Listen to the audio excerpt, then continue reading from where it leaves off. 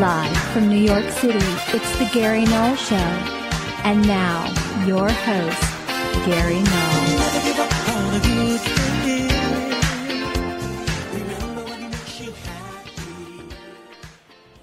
Hi, everyone. I'm Gary Null. We have so much information for you today, information that empowers, commentaries. I'll be sharing a commentary from Mike Whitney on Oprah, my own comments on Oprah concerning her Me Too statements at the Golden Globes. I wanted to hold off on making my own statements until I saw how things were unfolding. And now I see it, and I'll share my perspective. Also, the idea that Oprah would make a good president. I'm sure many people believe she would, because she is rich with charm and lots of celebrities that back her. So I'll give you a different perspective. Also today, we'll be sharing the latest on health and healing. I have a guest in the second part of my program, Dr. Ken Berry. There is something going on around the United States, virtually in every single state. There's a movement behind the scenes politically with lobbyists for the pharmaceutical industries trying to make it mandatory that your children be vaccinated. Now, if it can be proven through good quality, independent, peer-reviewed science with placebo controls, meaning one group of kids take vaccines, one group does not, you follow them for 5 years, that's reasonable. That's the way it should be done. None of that has ever been done. So then how can they, with absolute confidence, say, and certainty, vaccines are safe and effective for every child, for every condition? They've been proven wrong at every point. Right now around the world, they're rebelling. They're taking to the streets by the hundreds of thousands, for example, in Italy. Well, the person who brought the lawsuit against the Italian government for mandatory vaccines is our guest today, Dr. Ken Berry. And he'll be telling you about what happened in California, how corrupt the system is there, and why the parents are outraged that even though the majority of the citizens did not want mandatory vaccines, the legislature passed it in any case, and how they're going. Remember, this vaccine issue is important for adults as well. You can say, well, I'm 45, my kids no longer are at home, they're in college, I don't care about vaccines. Wrong approach, because once they have mandatory vaccines for all children, then it's for all adults. That movement is already picking up steam. So imagine what you could be excluded from if, as an adult, you chose not to get vaccinated. Think of the industries that would say every employee must be vaccinated for the protection of the other employees. So colleges, universities, mandatory vaccines. Hospitals, mandatory vaccines. Imagine having to go to a hospital and you hadn't had a vaccine and they refused to treat you. So this is the world we're living in. You may not be aware of this, but we are. So we're going to talk about that as well. So also I'll be sharing some additional thoughts today on everyone left and right in positions of power, talking about the uniqueness of and exceptionalism of America and how we bring democracy and peace and freedom around the world as no one else has. Well, I'll share a difference of opinion. The difference is mine is based on historical facts. So that's what we have lined up for you today. Let's begin. We have a very high rate of suicides in the United States. First, we have the vets. About 23 a day are killing themselves. And almost all of them are on antipsychotic medications. Instead of being honest and looking at what do these drugs do, what are their effects and side effects, what do these antidepressants do, effects and side effects, we're simply saying if we're mandating them, they must be good. And that's it. End of story. Nobody goes beyond that. Well, they're not good. None of them are good. No antidepressants are good. They've never worked. There's no proof they've worked. And the antipsychotics cause hyperagitation. The antidepressives cause depression. It's actually on the label, but nobody ever reads that label. So we have suicide, and suicide ideation and suicidal thoughts are common as side effects. That's just one group. Then we have another group of people, senior citizens, killing themselves. Why? Well, maybe if we spend time with them and saw their life, their loneliness, the abject poverty many of them are living in that they never thought at this point in their life. They can't go out there and compete with the younger people. And you see them sometimes. You'll see them, for example, bagging groceries in a department store. And they're not having an opportunity to live out their life. Many. Some are, but an awful lot are not. About 12 million senior citizens are living at the poverty level. So you decide, what's the point? There's no point. Why do I want to look forward to another year of this? They kill themselves. But then there's another group, according to the University of California, and they're looking at the rate of suicides by drug intoxication in the United States. And it's vastly underreported and misclassified. That's according to a new study co-written by Dr. Mark Kaplan, professor of social welfare at the University of California Luskin School of Public Health. Now, the study was published in PLOS One, a highly respected journal, and the researchers report that the drug suicide rate in the United States rose nearly 1/4, 24%, in the last 16 years. That's astronomical. And also the accidental opiate and other drug intoxication deaths increased by 312%. This rate gap suggests an increase in suicide undercounting. That's according to the multidisciplinary international team of researchers led by Ian Rockett of West Virginia University School of Public Health. Quote, unfortunately, part of the problem is due to serious under-resourcing of state and local death investigation systems throughout most of the United States. And so they're saying that the CDC is reporting 63,000 drug-related deaths in 2016, up from 52,000 in 2015. Quote, many of these deaths were probably suicides, yet reported as accidental self-poisoning rather than intentional self-harm, particularly among the middle-aged. And researchers report that suicide notes and psychiatric history include a prior suicide attempt, and this is not being dealt with. So what's my take on this? It's threefold. One, we have a problem of understanding our meaning of our life, the purpose of why we're alive, by the time we hit middle-aged, in our 40s to mid-50s. And that's when a lot of people have gone through transitions, marriage transitions, either in a marriage, but it's lost a lot of its meaning, its passion, its excitement, its creativity, just kind of hanging out in the ritual of relationship rather than the vitalism of a relationship. And as a result, people they go through rote.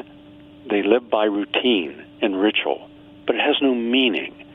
It's like eating a dinner that was beautifully prepared, but then you hold your nose. As a result, you can't taste the food. Well, what's the purpose of not being able to taste the food? That's what it means for a lot of people who think, wow, I'm kind of burned out. And that's the second part. We're overstressed in America. We're overstressed, and as a result, it takes a toll on our health, both physical and emotional health. Until one day, we just don't have desire. We don't have joy. Now, someone may not notice it. We may be completely functional, but we're not happy campers. And then we start looking, okay, my kids are gone, the empty nest syndrome. We may have a loveless relationship or a no relationship. Divorces are common. And then we're wondering, gee whiz, I'm 50 years old. Who's going to be interested in me now? You know, I got the bags, the sags, I got the belly, I got the flat ass, I got the receding hairline, I've got the gum disease, I've got constipation, I've got all these conditions. Who's going to want to be in a relationship with me if it's going to be more like a relationship with a home health attendant? Here's your depends. No. People don't want that. Many people are just embarrassed by bringing what they have become into a new relationship. So then they go through that loneliness and look for ways of distracting themselves. And partly what they do is they go on the internet and they troll, and they kind of lose themselves between television reality shows. Well, my life might not be great, but boy, it's a lot better than all those people. Look at them. All they do is yell and scream and bitch at each other and then smack and spit and throw bottles, and this is what people become. This is entertainment. No, it's television depraved. And so people think, what the heck? It's not worth it. I don't want to go through the next part of my life knowing it's all on the downside and I'm sliding out. They kill themselves. And those are people using opiates to do it. So it wasn't as if it was just an unintentional overdose. More often than not, it's an intentional overdose because they know that the opiates will take you to la-la land, get you into a euphoric bliss, and then you die. It's better than putting a gun in your mouth and blowing your brains out. What if you miss and just blow a hole through your cheek? Well, that ain't cool. And they don't want to take something and end up poisoning themselves otherwise and not getting the job done. With opiates, you'll get the job done. Take enough, you're going to die. And why do we have to take all this pain medication to begin with? That's the third point. Because we're living lives that create pain. How about that? Wow. Do I have to have a PhD from Yale, Harvard, and Stanford all to get the idea that maybe we should be honest about what's wrong in a country? Can't do that. To the contrary, there's no profit in telling us why something is wrong. The profit comes from treating it as a chronic, lifelong condition. But why not just have a national program to show you what causes pain? Inflammation. That's easy. I can do it in 5 minutes. I can show you at least 95% of all the causes of disease in under 5 minutes. Okay? Simple. And does it work? You bet. 40,000 people and let's say 42 groups of study groups, about 32,000 people. And it's worked. So why wouldn't it work for the rest of America, at least those who want to overcome pain? If they knew that what they were going to do was going to cause pain and that was going to lead to opiate addiction, wouldn't that be better for the country, for those who said, no, I'm not going to eat the potato chips and the pizza and drink that alcohol. If I know my joints are going to swell, my back is going to swell, my pain in my muscles with fibromyalgia, I'm going to put more amyloid plaques down the brain. No, I don't want that. But we're not honest about anything in our country. We can't be. You look at the President of the United States. No, don't look at the President of the United States. That's so unfortunate. It's like watching a 5-year-old boy decide because someone didn't want to play with him, he's going to go over and defecate in his pants and then walk through everyone when they're having lunch. That's our president. Wow, what an embarrassment. I mean, my God, if you got a lobotomy, you'd be smarter than him or his entire family. And what kind of family prides itself in killing elephants or an innocent and completely non-threatening animals in the wild as sport? What kind of sport is that? Only a punk does that. Only a cowardly punk does that. But then again, those apples don't fall far from the tree. Crab apples at that. So we look and we see we're committing suicide. The government is doing nothing to intervene. To the contrary, the pharmaceutical industry controls our governmental agencies, controls the lobbyists, controls the money, and so their interests are always protected. Don't do anything that takes away money from the pharmaceutical industry and its gigantic profit machine. So we're not going to correct this. Understand something. Not everybody's going to make it into the lifeboat, and we're not in enough pain to change. There have been no mass demonstrations. There's been no general strikes. Nothing. Zero. Until we can bring America to its standstill, then it forces change because it scares the politicians and it scares the media, the Anderson Coopers and the other mindless people. It scares them. So what are we going to do? Be smart enough not to take the opiates. Be smart enough not to take their pain medication. Be smart enough to prevent the pain to begin with. Be smart enough to realize there's more important reasons to live than there is justifications to die. So that's what I read in that study that wasn't stated, but it was still an important study. Also, there's a stinging nettle activates reusable cancer treatment. This is from the University of Warwick. Researchers develop a new way to attack cancer using a non-toxic dose of a formate, a sodium formate found in stinging nettles and ants, fire ants, to trigger an organic compound, and it's named JPC11, and it targets the metabolic process which cancer cells rely upon to survive and multiply.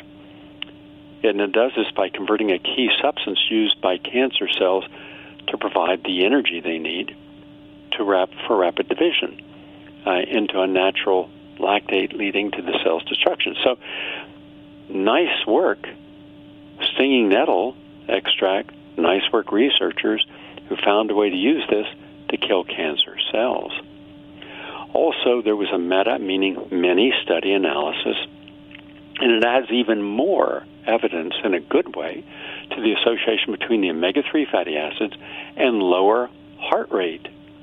This is from the Soochow University in Taiwan, and it was published in the European Journal of Clinical Nutrition. And this was a meta-analysis that affirmed that when you take the omega-3 fatty acids, either vegan source or from fish, that decreases the heart rate. And according to the authors of this study, and that an elevated resting heart rate has emerged as a risk factor for cardiovascular death and all-causes mortality. Now, I've been saying that for decades, and here's what I've said.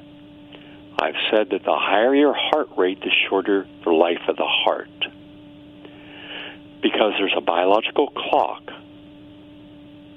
in every single group of major organs in our body, the brain, the eyes. So you may have another system of the body that's working fine. With Alzheimer's and dementia, we frequently see that. You look at the person, they look okay. They're able to function, at least physically. It's just that their brain has been prematurely aged with all that amyloid plaque, and as a result, their brain cannot communicate the way it normally would. And so the brain is not the same age biologically as the rest of the body. Well, the heart is no different. So when we do not exercise, the heart rate goes up, let's say 80 beats per minute. When you're exercising regularly, I'm not talking about not marathon training, I'm just 3 miles a day. How about that? 6 days a week, 18 to 20 miles a week. That can bring your heart rate down into the 60s. That's a terrific thing. Now, that's even without the nutrients we know can also prolong your heart and prevent heart attack and stroke, like cayenne pepper at 50,000 heat units, 1 capsule 3 times a day, magnesium from citrate, 800 milligrams twice a day, and L-carnitine at 1,000, 2,000 milligrams a day, and hawthorn at 100 milligrams, and coenzyme Q10, ubiquinol at 100 milligrams 3 times a day. Those things are known, proven to help your heart. But the omega-3 fatty acids come in there and are even more powerful. So you want to turn off the inflammation in the heart. You want to lower your heart rate. Omega-3 does that. Now, by lowering your heart rate from a resting pulse of, let's say, I'm going to guess most people in this audience around 75.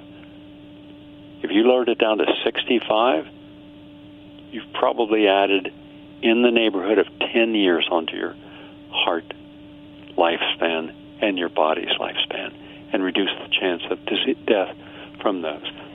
So again, the science for good nutrition is there. And also, sleeping for longer, meaning getting your sleep completely, leads to a healthier diet. This is from King's College in London, and they're saying that getting your full 8 hours of sleep per night is a simple lifestyle intervention that could help reduce intake of sugary foods and leads to a generally healthier diet. Now, sleep is a modifiable risk factor for various conditions, including obesity and cardiometabolic diseases like diabetes.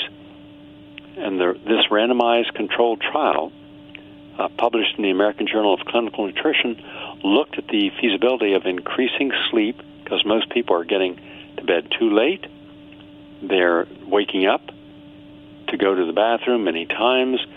All that breaks your sleep cycle. It's not good. You want to get a full night's sleep and go to bed and stay abed. So don't have any liquid within 3 hours going to bed. That'll help. 1 milligram of melatonin. That'll help. L-theanine, 200 milligrams, about 2 hours before you go to bed, along with magnesium at 800 milligrams. That'll help. And turn off all lights around you. Put earplugs in if there's noise. And make sure you don't have any cell phones or laptops or anything within 10 feet of the body. That will also help. And finally, we have something new, and this audience always likes to be at the cutting edge. Write this down. COP, C-O-P, ABIA, A-I-B-A, COP-ABIA. That's an essential oil. Well, the new research out of the Natural Blaze shows that it's better than hemp oil. And it's been an essential oil. It's harvested from the Brazilian Amazon by tapping into a tree, much like extracting maple syrup. And while many Americans are pronouncing copiaba, the Brazilian pronunciation is copaiba. So you can hear it either way. It's fine. And it's got all these essential nutrients in it. And for whatever, generally it's 1 to 2 drops about every 4 hours. And it can help a lot of different conditions.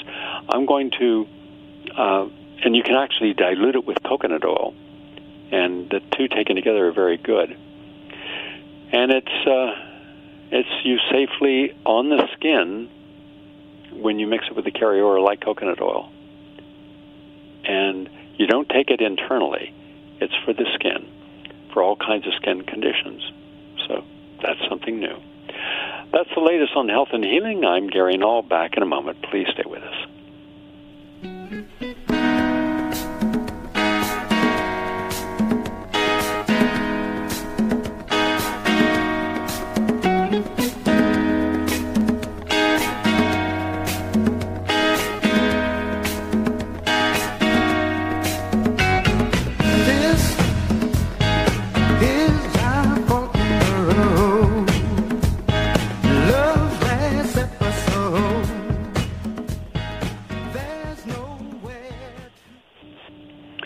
I'd like to welcome all of you, and I want to give you just one program announcement.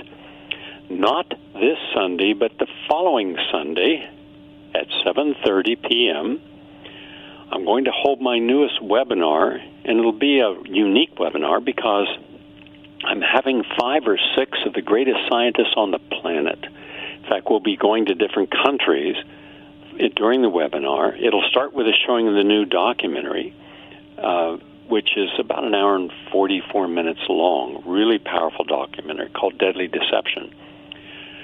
Then we're going to talk with people who are going to share stuff you did not know. You have not heard these people before. They are really good. For example, Dr. James Lyons Weller. I mean, he did over 100 major experiments in molecular mimicry, the unseen risk of vaccines, down at the University of Pennsylvania. He's a major scientist. He's been credited with doing a lot of original molecular biology work. He's going to be there talking about why you can't trust the CDC. I mean, you'll hear him say, I do not trust anything the CDC does, because they follow policy, not science. They try to bring in the science that supports their policy, meaning they have a predetermined truth, they put it out, and then they run around trying to find corrupt science that will support it, instead of looking for the real science, because the real science would show you there is no such thing as a safe vaccine. It doesn't exist. So we're going to have experts from around the world, from New Zealand and Australia and Ireland and France, and who are going to give you the insights. You don't know these people. You've never seen or heard of them. These are the smartest people on the planet, but they're also completely honest about what they see in vaccines. So for people of all ages, you won't want to miss this webinar. It is really serious. You can go to prn.fm for more information, or GaryNull.com. Either way, all of my webinars are always packed. In fact, we have thousands of people who didn't get in on time and waited to the last moment don't, because this is a biggie.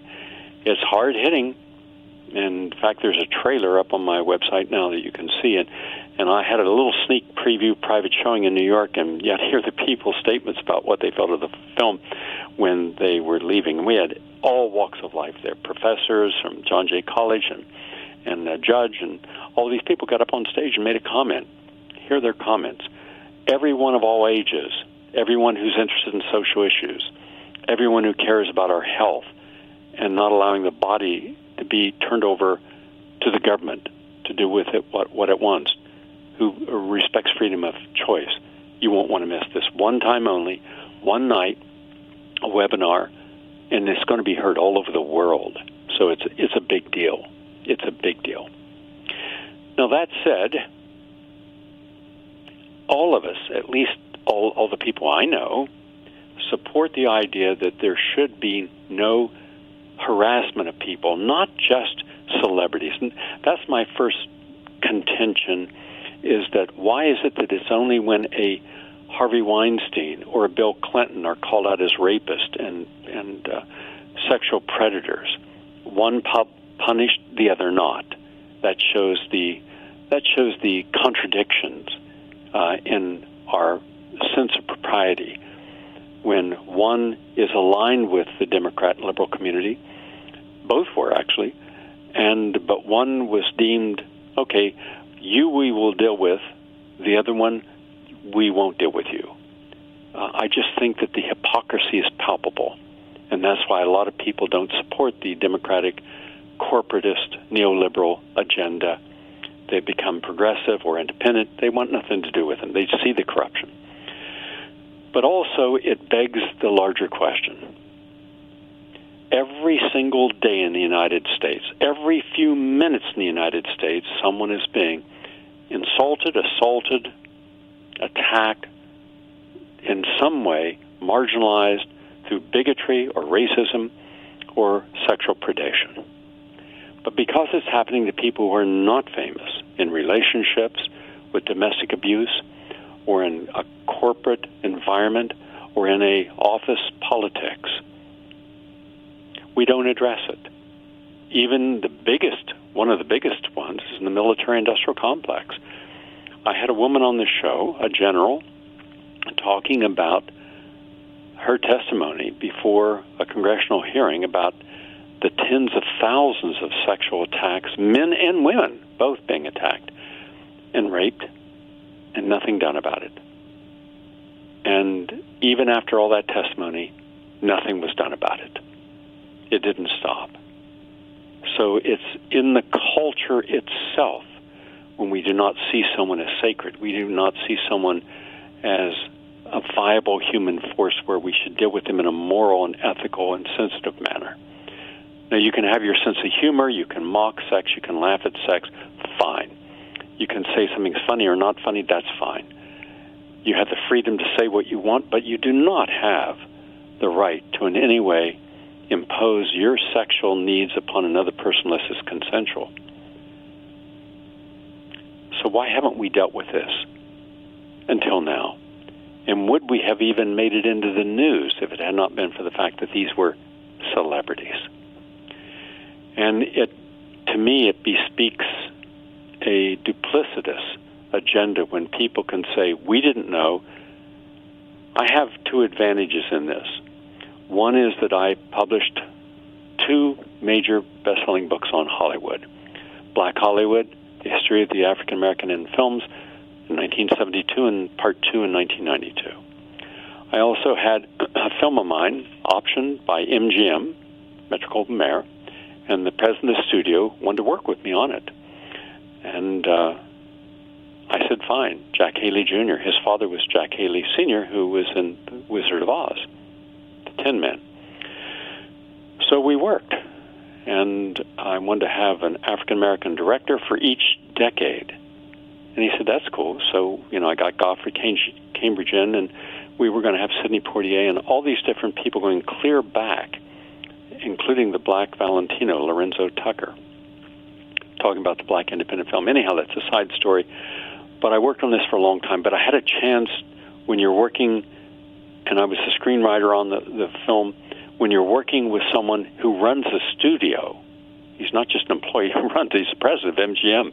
You have a chance to get to hear a lot of stuff and see what's going on. He was also married to Liza Minnelli at the time. And then a friend of mine was one of the biggest backers. He was one of those silent backers. He's the one that people went to because he put money into film. Got a percentage right off the top, and he would select the scripts, etc. And another friend of mine who used to work for me, in fact, I hired him away from Esquire magazine in the public relations department to help with what I was doing on social issues back in the late 1960s. He went on to run one of the biggest, if not the biggest, and owned the biggest public relations firm in Hollywood for 40 years. He just sold it about 7 years ago. So you get this, you get an insider seat when you can, on any given night when I was in Hollywood, see what was going on. And there are no secrets in Hollywood. And the two biggest sexual predators, the two biggest names, have not come out yet. I'm curious to see how long it will take before someone outs them. They're both men, and they both engaged in having lots of sex at sex parties with younger men. But they are powerful. Their names are on buildings. And so let's see what it takes to bring them out so they had their Harvey moment. This, again, is part of the absolute hypocrisy of how we deal with an issue.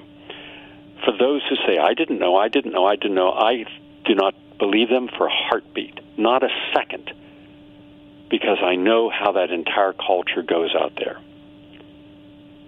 So we have yet to understand the real lessons to be learned outside of just when something happens, reporting it. There's a really deep ingrained culture of, if you're famous, if you're Franco, who's now had 5 people come out against him for sexual abuse,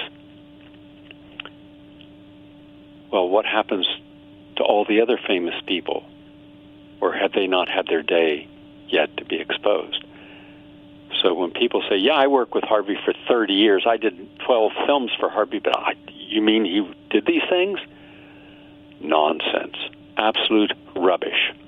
Everyone knows everything about everyone in a town that is filled with such narcissists, insecure megalomaniacs, and half their day is spent not reading scripts, but in gossip. But I will continue that.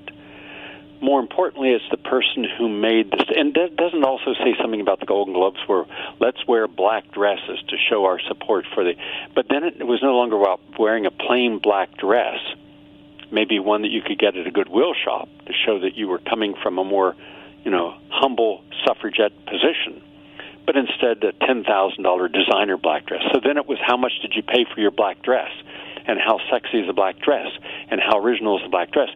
The entire idea that celebrity shouldn't be the one leading any of these causes. There's some good celebrities.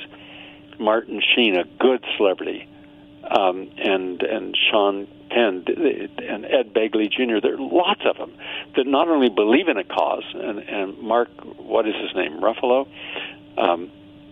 They not only believe in it, they commit themselves and are willing to take the heat for supporting an important social or human rights issue. Them I support, but the vast majority, no, dunderheads. So along comes Oprah. Here's my contention, as well as that of Mike Whitney from Counterpunch. It's fine for her to have her views on this, but then there's a whole lot of her being connected with Harvey in introducing a lot of young starlets to Harvey.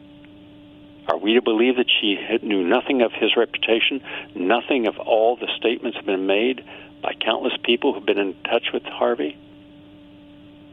Is that what we're supposed to believe? And then everyone says, Oprah for president. Okay, fine, Oprah for president. Hold on a second. Now, we have one famous reality star as president. What other qualifications do you have?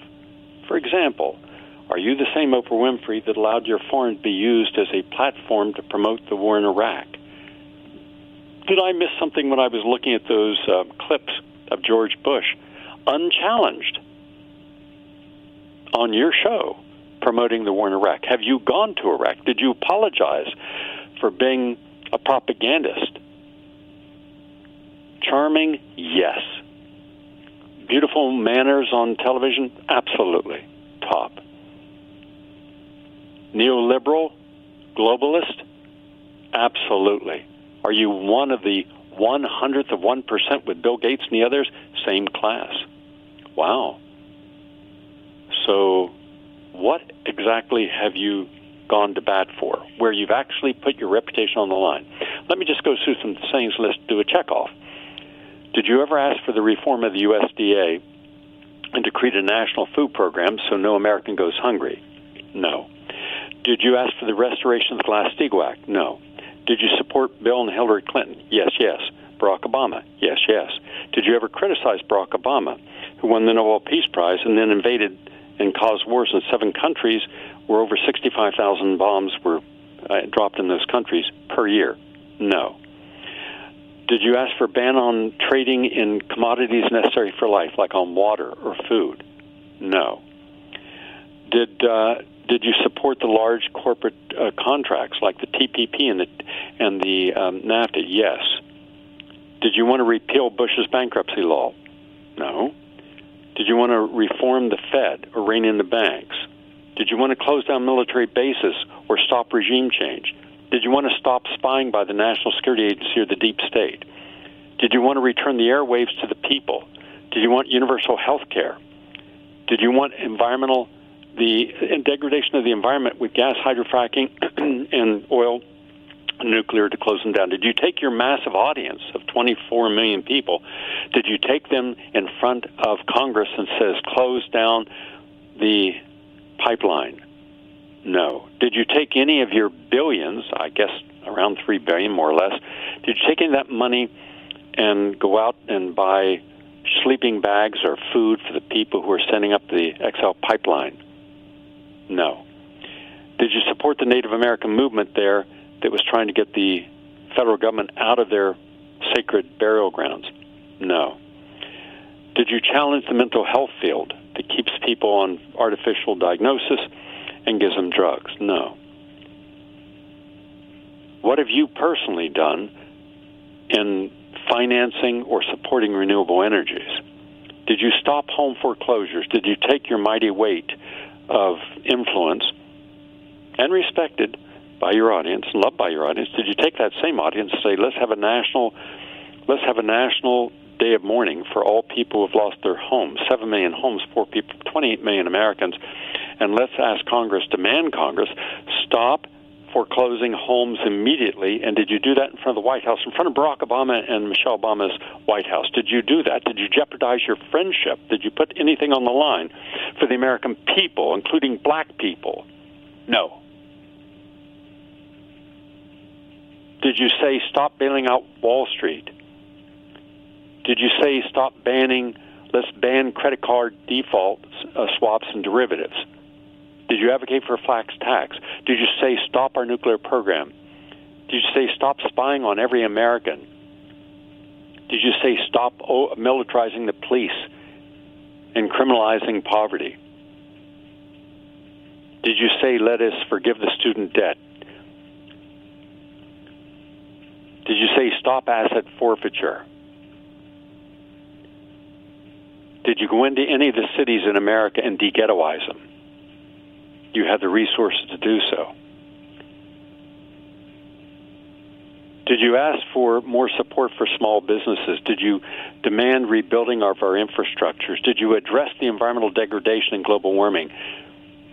Did you say enough ghettoizing of American cities? We had the resources, but inappropriately proportioned, so we no longer have to have a ghettoized city in America. Did you challenge with your audience Citizens United and term limits? Did you demand taking money out of politics?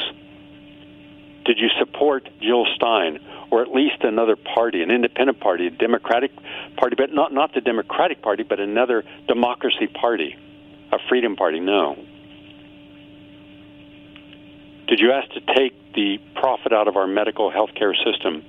Did you challenge the power of lobbyists? Did you expose ALEC, the American Legislative Exchange Council, and tens of thousands of laws passed in the states by ALEC and their state legislators? Did you say the toxic Superfund sites need to be cleaned up? Did you promote sustainable organic agriculture? Did you challenge the massive mergers and monopolies? Did you go to the defense and put your personal money into helping protect the 36 whistleblowers that the government was attacking under Barack Obama? You had no trouble popularizing Barack Obama, helping him get elected. Did you ever write an editorial about what he had done that disappointed you? Did you challenge corporate charters? Did you promote the citizens oversight and advocacy boards in every community in America? Did you demand the closure of all debtors' prisons? Did you protest outside of a debtor's prison? Not just for a photo op, but stay there all day, every day, for a month with your audience? Did you demand they're raising the minimum wage to a living wage? Did you say that all drugs should be legalized and establish treatment and counseling centers in every community in America to help those who are addicted and suffering? Every nonviolent drug-related prisoner should have their records expunged. Did you advocate for them getting out of jail?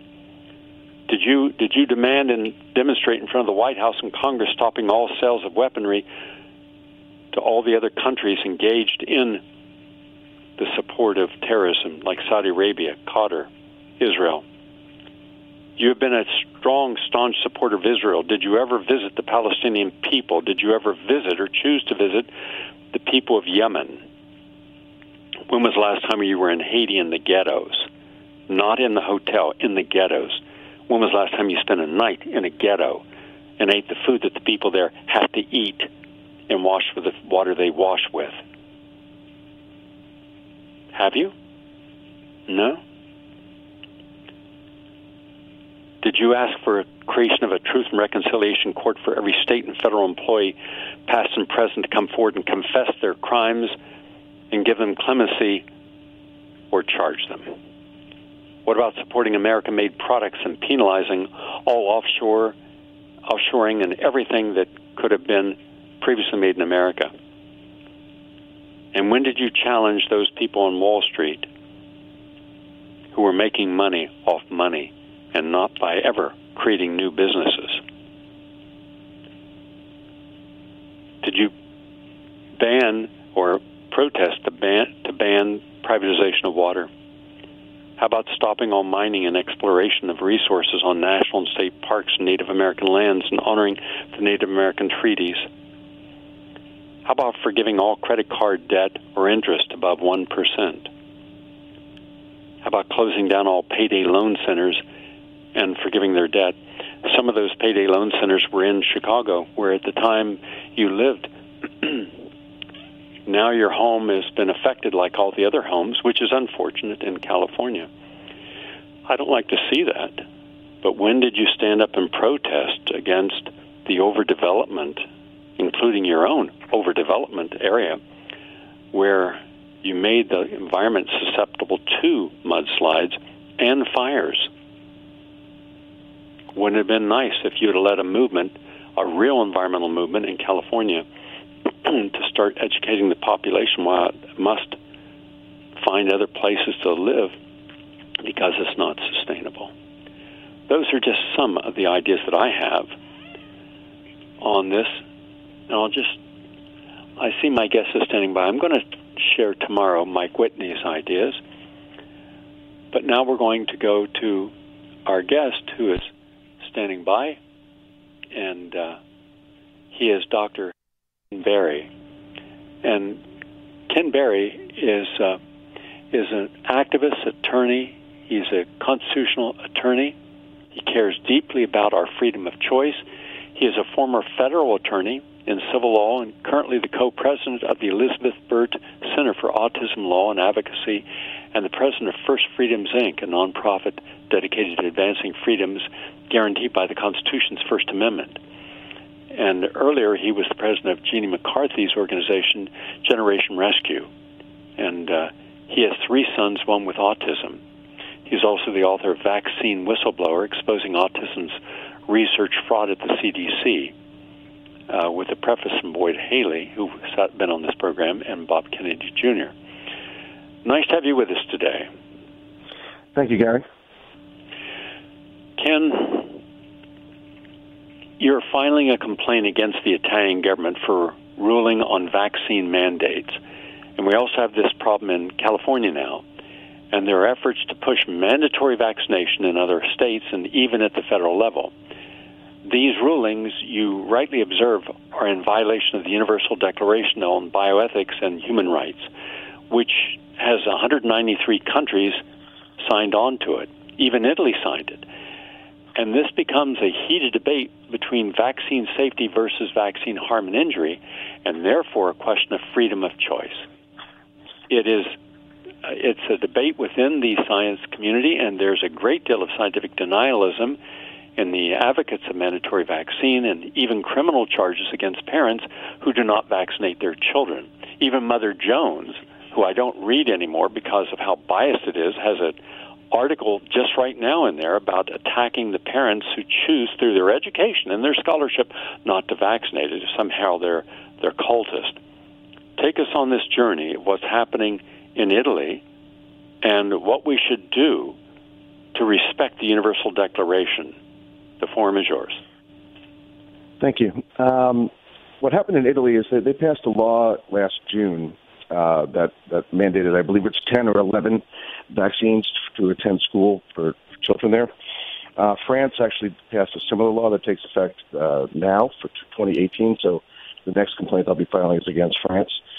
But the human rights standard is pretty clear, as you said. In the Universal Declaration, it talks about consent, and it's any preventative medical intervention. Vaccination is obviously a preventative medical intervention. And consent for that can be withdrawn at any time for any reason without disadvantage or prejudice. There's no wiggle room in those words. Those words are clear as day. And restricting a child from public education or daycare is clearly a prejudice and a disadvantage.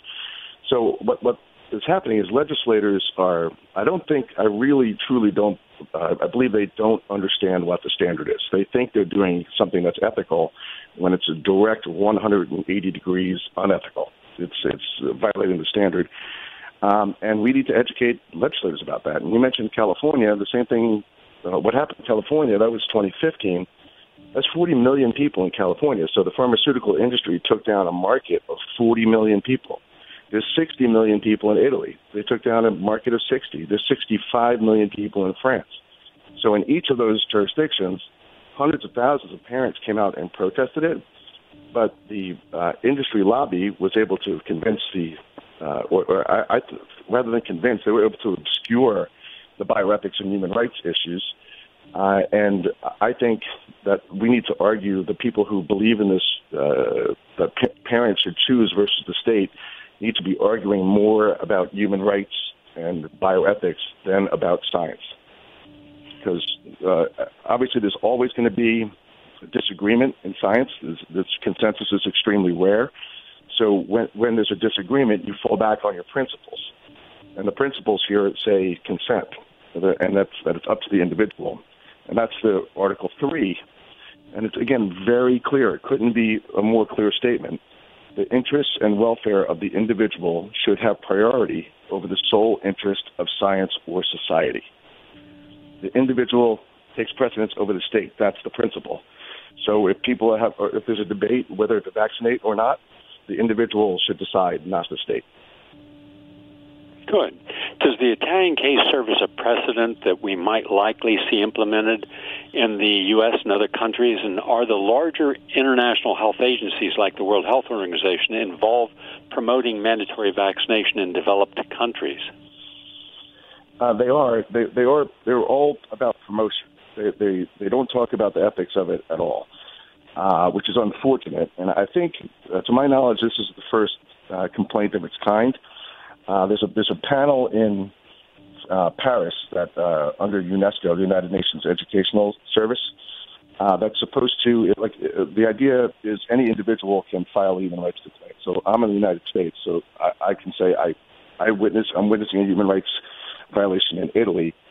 I'm complaining to this body in Paris, and theoretically they're going to bring the Italian government in and try to mediate between me and other parents what the situation, what the solution could be. So it's their move at this point.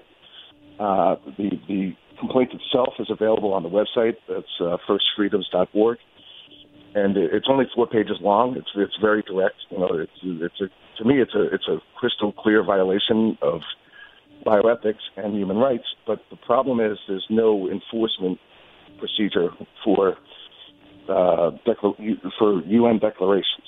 They're very important, but there's no way to force a government to adhere to their agreement. Are you familiar with J.B. Hanley's new article on the new aluminum studies finding high levels of aluminum in the brains of autistic children who have died, including a new chart that Dr. Sherry Tenpenny put out showing this? Yes. Hello? Oh, you are? Okay, good. Now, for all of us who tried to lobby against the efforts in California, but the citizens did not want mandatory vaccines, but the legislature did, and they won the day. What can you say about what we now know was behind the massive push in California? Well, it was a one-party issue. It was the Democratic Party had the governorship, the state. They had the state assembly. They had the state senate. So pretty much it seemed like the politicians did not listen to the people at all, because it is a minority view. The people who don't fully vaccinate, it's a growing view, but it's not a majority view. And I think politicians who are concerned about re-election just look at what's the majority opinion, and might this cost me donor dollars. So they didn't want to anger the pharmaceutical industry. They look at it and say 80% of the people fully vaccinated, whatever the number is, and they took the easy way rather than looking at what the ethics are. So and this is the people who don't fully vaccinate. It's a minority view, and in our system, minorities get rights. So I think we should be pushing the rights issue more than the science. Another way to look, and the science, they're both important, right? But at some point, there's going to be a disagreement. I think on this issue, there's almost the people who are true believers in vaccination and the people who think their vaccine risks are too high. The idea that they're ever going to come to agreement is practically zero on their world views. So if they're in conflict, what's going to happen? Who prevails, the parent or the state? I believe firmly that it's the parent. Industry believes it's the state because they're getting captive markets. They're taking markets down by the millions at a time. And to me, it's like the old Martin Niemöller quote of first they came for the trade unionists and they came for the communists. First they came for the Californians. Now they're the Italians, the French. So that if people around the globe don't think the industry is coming for them, if you think in your state they're not coming to take away your exemptions and impose vaccine mandates on you, you're wrong. They're coming for you. And once they get it mandated in all 50 states for the children, watch next their efforts for adults. That's coming also. I think that's right. And access to public school is extraordinarily important. So to use that to coerce a parental choice is not right. And I think if they're coming for adults, what do adults really need from the government? Would be something like driver's licenses. They might tie in a mandate if you're going to renew your driver's license, you need to have a certain set of vaccines done. So the industry is going to keep coming for people, and we need to push back. Finally, in light of the corruption at the CDC and Dr. William Thompson's scandal being the most flagrant criminal cover-up of vaccine damage in the MMR association with autism, how much faith and credibility can we give to our federal agencies any longer for preserving and protecting the health of American children and the greater population? Not much, but I think all of that is part of the information that goes to form informed consent. So you have to weigh the sources of the information. You have to weigh that the biases. The CDC obviously is trying to push the highest rates they possibly can. So they're they're minimizing potential risk because they want the rates to be as high as possible. So I would say their credibility is very low, but that's what parents and individuals should use in their calculation about informed consent while they're figuring out what it is they want to do. I appreciate you coming on, Kevin, and sharing this with us. Kevin, your book is called Vaccine Whistleblower, Exposing Autism Research Fraud at the CDC. The website is ebcala.org,